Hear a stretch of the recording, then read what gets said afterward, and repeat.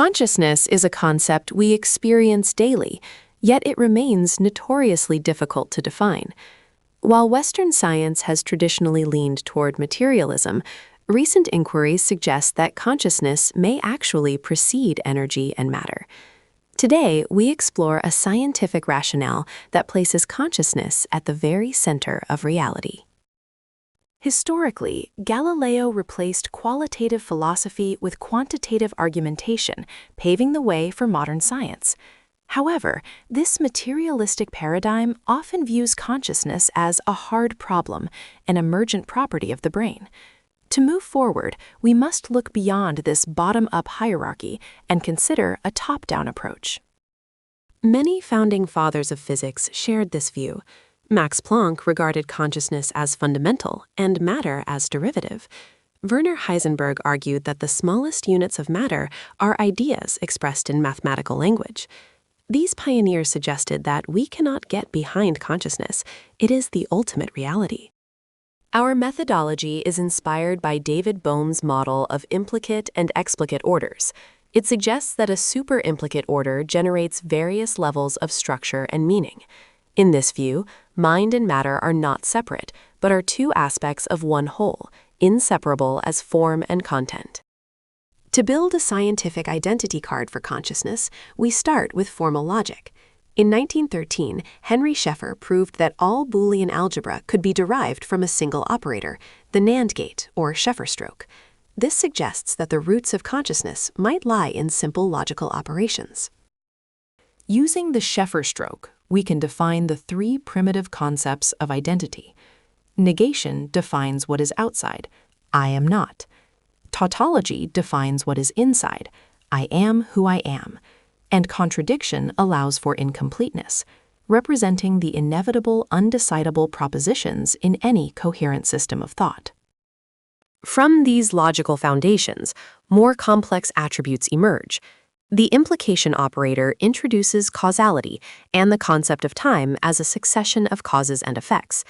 It also introduces inhibition, creating a dualistic mode of action similar to the Eastern concepts of yin and yang, or active and passive states. Logic also allows consciousness to discriminate and unite. Equivalence is the basis for attraction and affinity. If me, then you. Incompatibility is the basis for repulsion.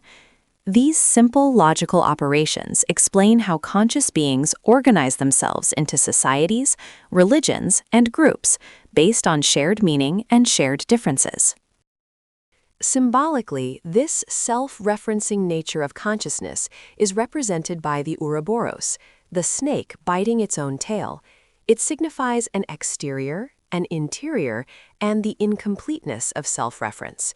This ancient symbol perfectly mirrors the mathematical necessity of a single logical operator forming a complete yet open system. We identify three levels of consciousness based on logic. The first is rational consciousness, using Boolean algebra, where double negation equals affirmation. This is the mode of classical physics and digital information. It is autonomous and coherent, allowing us to interact with the world through objective, measurable facts. The second level is meta-consciousness, which uses intuitionistic logic. Here, contradictions are allowed, and double negation does not necessarily mean affirmation. This mode relates to quantum physics and the unconscious mind. It deals with analogic information and meanings that carry more depth than raw digital data bits. The third level is supraconsciousness, using minimal logic. In this amazing mode, everything is true by essence and nothing is denied. It represents a state of oneness and the deep unity of the universe. At this level, consciousness transcends the digital-analog duality and operates through non-local causality. In communication, meaning is hierarchically superior to information. Raw information is like fuel, but meaning is the way consciousness treats that fuel. Digital languages deal with raw bits, while meta-languages provide context and relation. Without a superior meta-language, truth cannot be defined within a single system. Our model postulates that consciousness isolates information pools from a universal field. These pools gain an identity card through meaning. This creates the notion of the ego. When information flows between these pools, we observe the emergence of time and the illusion of matter. We introduce information activity as the product of information content and availability. To translate this to the physical world, we use fundamental coupling constants. For example, Boltzmann's constant relates information content to thermodynamic entropy. In this view, entropy measures the digital information available within a system. Similarly, Planck's constant relates activity to frequency, leading to the concept of vibration and quantum action. These constants define the limits between the non-observable information world and the visible universe. Quantum physics thus emerges naturally from the quantification of information into discrete bits. The speed of light, c, acts as a third constant, associating space with time. It sets an upper limit for information transfer. From this, we derive two entities: photons, which move at maximum speed, and matter, which moves slower and possesses an inertial coefficient we call mass. Energy itself is not a primary substance, but an attribute of manifested consciousness. Whether thermal, kinetic, or electrical, every form of energy can be described as the product of a coordinate, the information pool, and a propensity, the tendency for that information to flow and reach equilibrium.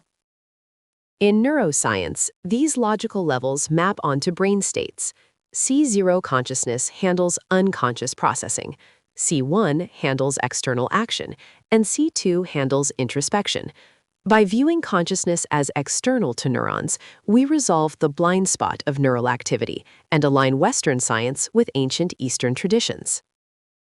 To conclude, science suggests three levels of consciousness that generate our reality. Matter does not exist by itself. It is a manifestation of a universal information field.